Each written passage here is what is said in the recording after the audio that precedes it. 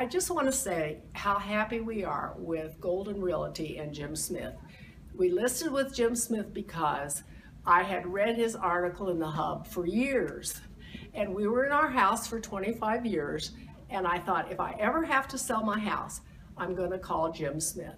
And I did, and I've been so happy. Plus the fact that he's given us so many neat people to help us.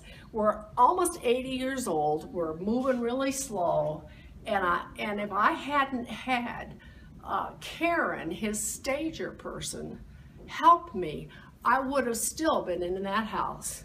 She was absolutely, beyond a doubt, wonderful, and I nicknamed her my Energizer Bunny.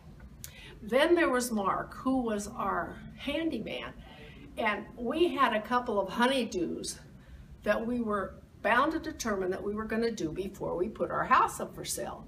Well, Jim told us about Mark, and he gave him our list when we were vacationing in Florida at Christmas time. And when we came back, all our honeydews were completed by Mark. So I can't say enough good things about Mark.